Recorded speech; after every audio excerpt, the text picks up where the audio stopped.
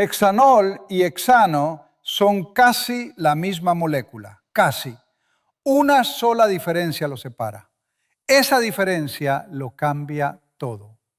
Un químico lleva 100 años diciéndote que las propiedades de una molécula dependen de su estructura. Tiene razón, pero te está mintiendo a medias. No depende de toda la estructura, depende de un fragmento, uno solo. El resto, el esqueleto de carbono, la cadena larga, los hidrógenos pegados, es prácticamente decoración. Hexano es combustible, hexanol es desinfectante. Misma cadena, misma longitud. Un grupo OH de diferencia. Glicina y alanina, dos aminoácidos, difieren en un solo átomo de carbono con un grupo metilo. Una es neurotransmisor inhibidor, la otra es componente estructural del músculo. Un átomo, dos funciones biológicas radicalmente distintas. Aspirina e ibuprofeno tienen esqueletos de carbono completamente diferentes. Los dos bloquean las mismas enzimas. Los dos reducen la inflamación. Los dos llegan al mismo receptor porque tienen el mismo grupo funcional actuando en el mismo lugar. Eso es lo que nadie te dice claramente en el primer año de química. No estás construyendo una molécula, estás instalando un enchufe. Y es el enchufe, no la pared, no el cable, no el material, lo que decide a qué se conecta. Ahora, déjame decirte lo que probablemente ya sabes o crees que sabes. Los grupos funcionales son conjuntos específicos de átomos que determinan la reactividad de una molécula. Eso dice cada libro de texto, eso te enseñaron, eso repites en un examen y obtienes la nota. Y es correcto y es completamente insuficiente. Porque esa definición describe la etiqueta en el frasco, no explica por qué el frasco explota. Te dice el nombre del enchufe, no te dice qué voltaje maneja ni qué pasa si lo conectas en el lugar equivocado. La pregunta real es esta: ¿cómo es posible que unos pocos átomos, a veces menos del 1% de la masa total de una molécula, reorganicen el comportamiento electrónico de todo lo demás? ¿Cómo un OH al final de una cadena de 6 carbonos convierte combustible en antiséptico? ¿Qué está pasando ahí a nivel de electrones? Esa es la pregunta que importa. Y la mayoría de los videos se detienen justo antes de responderla. Nosotros no. Los electrones no están quietos. Ese es el primer principio que hay que entender. Cuando aprendiste que un enlace es una línea entre dos átomos, eso fue una mentira piadosa. Conveniente, útil para empezar, pero falsa. Un enlace es una región del espacio donde la probabilidad de encontrar un electrón es alta. No es una línea, es una nube. Una distribución de densidad electrónica que se extiende, se comprime, se deforma según lo que hay alrededor. Cuando agregas un grupo funcional a una molécula, no estás pegando una pieza nueva, estás perturbando esa nube entera. El grupo OH, por ejemplo, tiene un átomo de oxígeno que atrae electrones hacia sí con una fuerza que podemos medir. Yo pasé años midiendo esas fuerzas, las llamé electronegatividades. El oxígeno tiene una electronegatividad de 3,44 en mi escala. El carbono, 2,55. El hidrógeno, 2,20. Eso significa que cuando el oxígeno entra en juego, jala los electrones. No pide, jala. Y ese jalón no se queda localizado. Se propaga por la molécula como una onda en un estanque. Cambia la densidad electrónica en carbonos que están a 2, 3, 4 posiciones de distancia. Eso se llama efecto inductivo y es real, medible, no es una metáfora. Pero hay más. Hay moléculas donde los electrones no solo se desplazan en una dirección, se desparraman, se distribuyen entre varios átomos simultáneamente, compartiendo posiciones que en un dibujo de libro parecen fijas, pero en realidad son promedios. Eso es la mesomería, la resonancia. Cuando dibujas una flecha curva mostrando que los electrones se mueven de un lugar a otro, no estás describiendo lo que hacen los electrones. Estás describiendo el promedio de varias estructuras posibles que coexisten. La molécula real es todas esas estructuras al mismo tiempo, superpuestas, con una geometría que no puedes dibujar con un solo trazo. Yo desarrollé el concepto de resonancia precisamente porque las etiquetas no alcanzaban, porque la realidad química no cabe en una sola estructura de Lewis. Y aquí viene la geometría. Un receptor en una proteína no lee el nombre de una molécula. No sabe si se llama aspirina o ibuprofeno. No tiene ojos. Lo que detecta es forma y carga. La distribución espacial de las regiones de alta densidad electrónica. El patrón de los dipolos. El grupo carboxilo, COOH, crea un dipolo muy específico. Una región parcialmente negativa cerca del oxígeno. Una región parcialmente positiva cerca del hidrógeno ácido. Ese patrón encaja en ciertos sitios activos de proteínas como una llave en una cerradura, pero solo si la orientación espacial es exacta. Ahí está el número que quiero que te quede. El receptor GABA-A tiene 19 subunidades proteicas. Es uno de los receptores más importantes del sistema nervioso central. Regula la inhibición neuronal. Y su ligando natural, el ácido gamma-aminobutírico, es una molécula con un grupo amino y un grupo carboxilo. 6 átomos de carbono. Masa molecular de aproximadamente 103 daltons. 103 daltons. En un sistema nervioso que maneja señales en milisegundos. En un receptor que tiene 19 subunidades. Y ese fragmento de 103 daltons ha estado regulando la inhibición neuronal en todos los mamíferos durante 400 millones de años. 400 millones de años de evolución construidos alrededor de dos grupos funcionales en una molécula pequeña. Siéntate con eso un momento. Ahora la parte incómoda.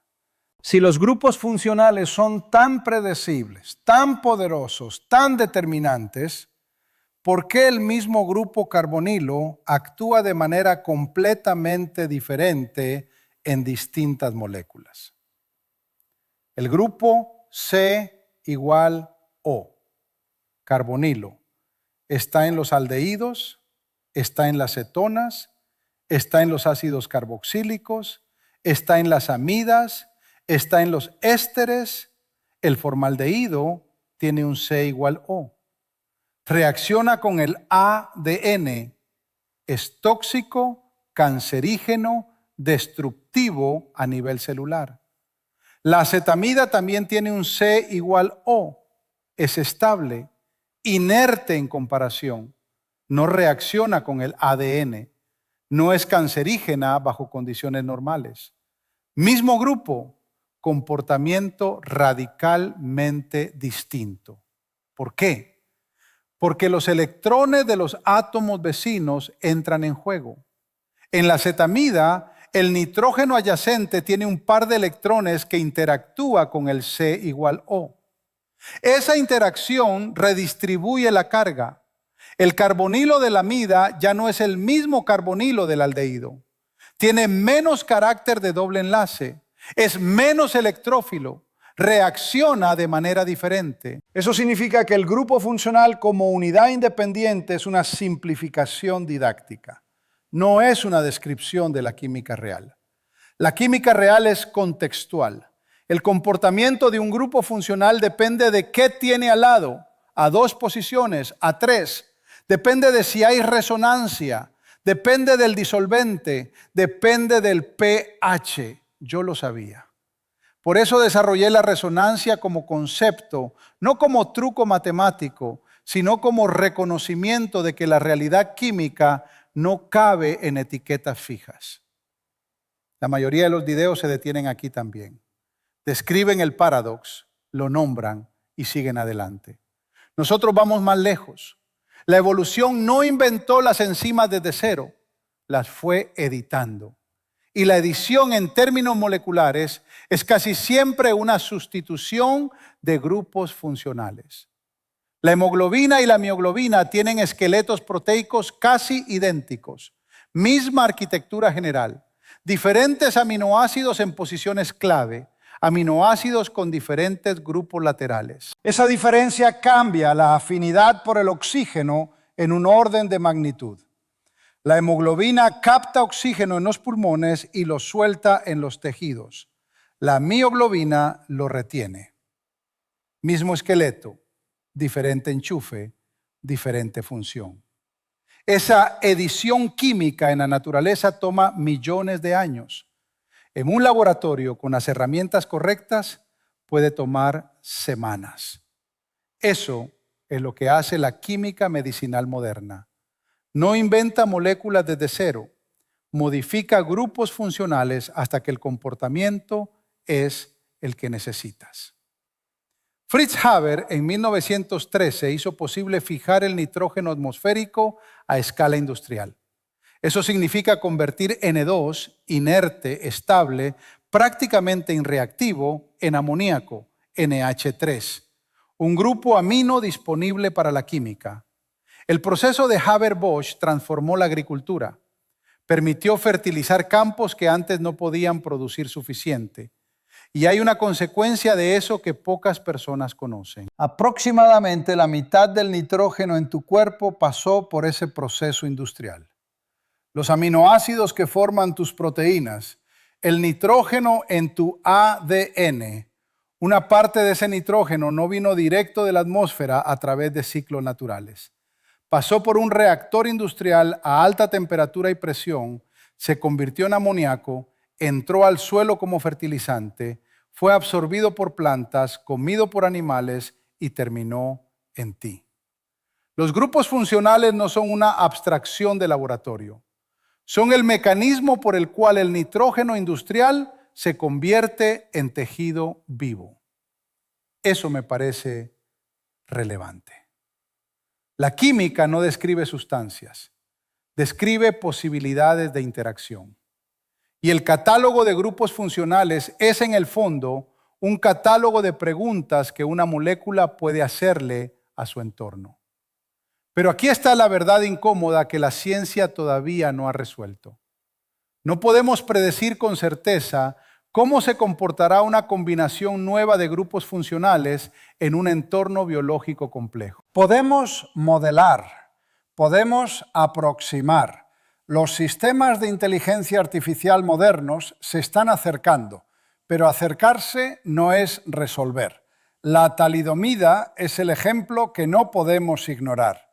Una molécula con grupos funcionales bien conocidos, bien caracterizados, utilizada para tratar náuseas en el embarazo, y resultó que una de sus formas, su enantiómero, causaba malformaciones severas en el desarrollo fetal.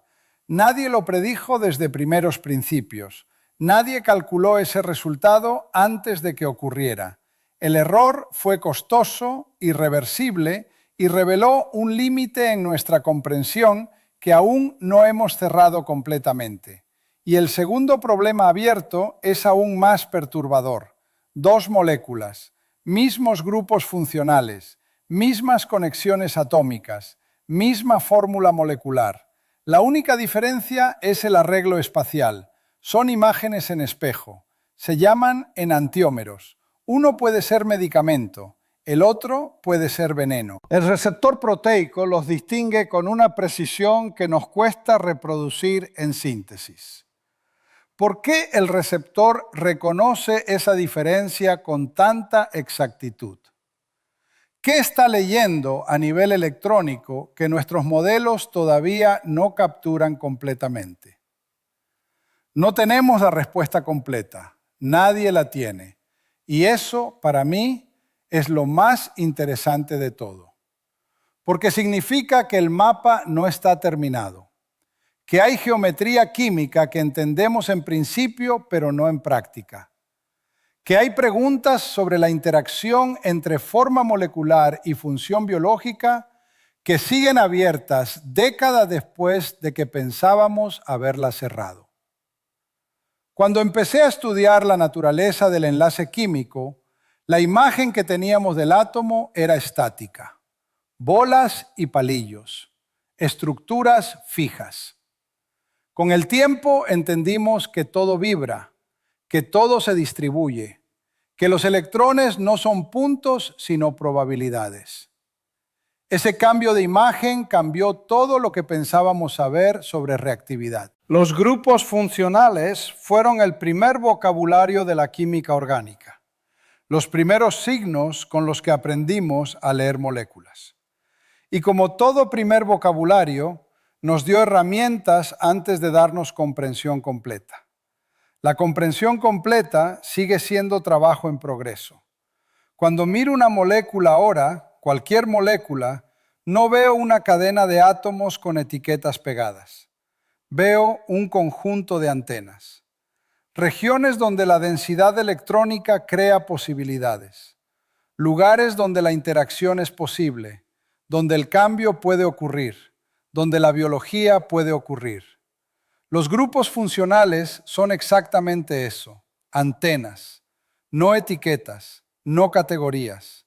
Preguntas que la molécula le hace al mundo.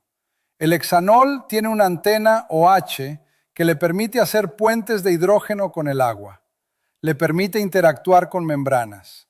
Le da propiedades que el hexano no puede tener porque el hexano no tiene esa antena. Tu hemoglobina tiene grupos funcionales en posiciones exactas que le permiten capturar oxígeno con afinidad regulada, no máxima, regulada, para poder soltarlo donde se necesita. Si cambias uno de esos grupos, la afinidad cambia, el sistema falla, el organismo compensa o no puede. La aspirina tiene un grupo acetilo que transfiere irreversiblemente a la ciclooxigenasa. Eso bloquea la enzima. Eso reduce la producción de prostaglandinas. Eso disminuye la inflamación. Todo eso, toda esa cascada farmacológica, está codificada en la posición de un solo grupo acetilo en una molécula pequeña. Eso no es una simplificación. Eso es lo que ocurre. Y si todavía te parece que los grupos funcionales son solo vocabulario de examen,